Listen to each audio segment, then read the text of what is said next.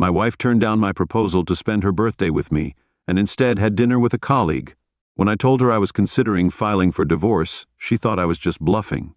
We'd been together for 14 years and married for 12, but our relationship wasn't perfect and we faced our fair share of challenges. There was never any infidelity. At least I didn't know about it. I always thought we'd work through things together. Then in September 2022, I was in a serious car accident with a garbage truck. Thankfully, I wasn't badly hurt, but I've been struggling with severe back pain ever since. It stopped me working as an HVAC technician. I tried to go back to work after 3 months, but my condition got worse and my doctor took me off work while we looked for a treatment plan. I tried to go back to work after 3 months, but my condition got worse and my doctor took me off work while we looked for a treatment plan in May 2023. I had to have emergency surgery because my appendix had ruptured. I woke my wife up to take me to the hospital, but she was annoyed and said she needed to fix her hair and makeup first. She also refused to drive, so I drove. After the surgery, I was told I needed to stay at the hospital overnight for observation because of an infection around my appendix. I asked my wife to stay with me and take a few days off to help, but she refused. At the time, I was too focused on my health to dwell on her lack of support. I joked, "Don't let the door hit you on the way out." I was thinking about the tough situation we were in. She got really angry and said she felt trapped and stressed. I understood her feelings and knew that I couldn't work was making her stressed. I had applied for financial help to cover our mortgage, and she was managing the bills. 2 weeks later, she told me she was going to spend the night with a work friend to talk about her feelings. I encouraged her, hoping it would help us work through our issues. She then mentioned she was supposed to have dinner on her birthday with a coworker, which she refused to spend with me. Later I found out that the colleague was actually a man. We had a big argument and I went to my mother's house to calm down and think things through. After a few hours, I went to a friend's house to get some space. When my wife saw this, she accused me of giving up on the marriage.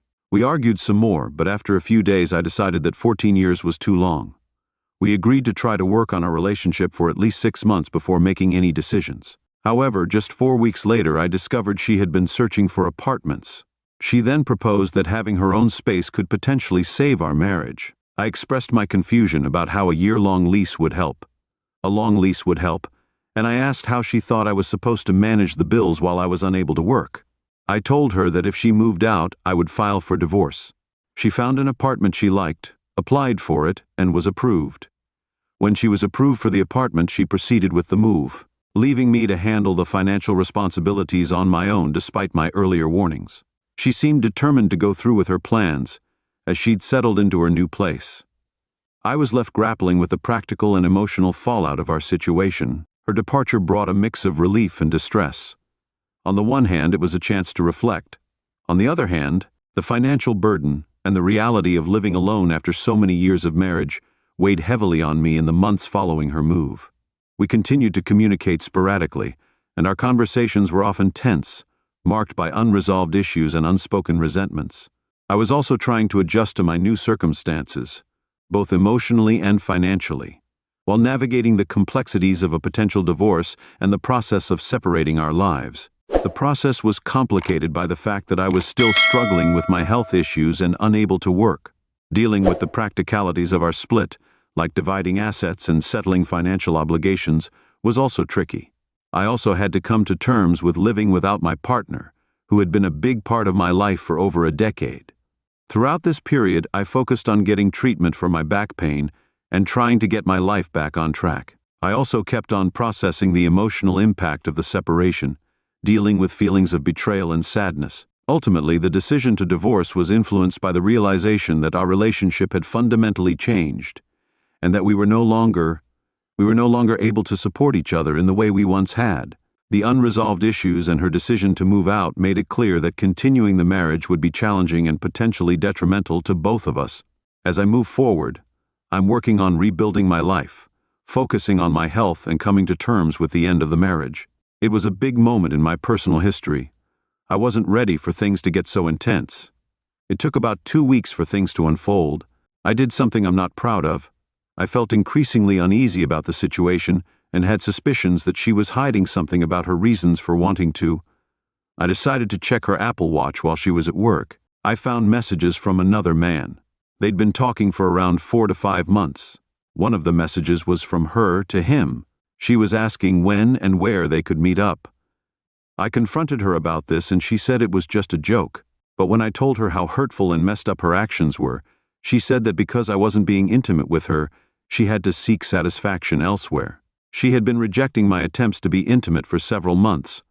She moved into her own apartment 2 weeks later. I told her I was filing for divorce.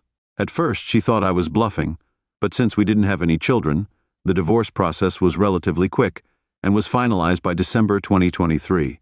There were lots of instances of gaslighting and other troubling behaviors.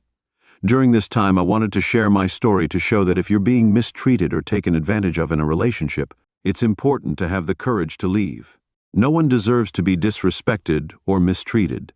In the 2 weeks before she moved out, we had numerous arguments, and she often referred to me as I was a broken person due to my injuries and pain.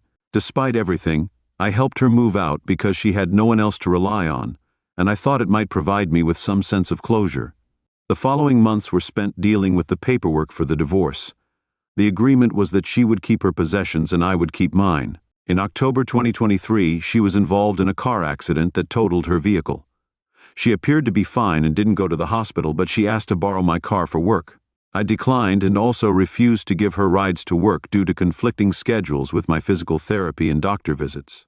I tried to raise my concerns, which led to an argument where I told her she was no longer my problem. After this, we didn't speak much, mainly about updating her address. I now return her mail to the sender as there's nothing left to discuss regarding my well-being. I've been getting better physically, slowly but surely. I recently had a procedure to numb the nerves in my lower back to help manage the pain. I'm hoping that will allow me to get back to more normal activities. As the new year began, I decided to start dating again and get out of the house, hoping to explore new relationships and experiences.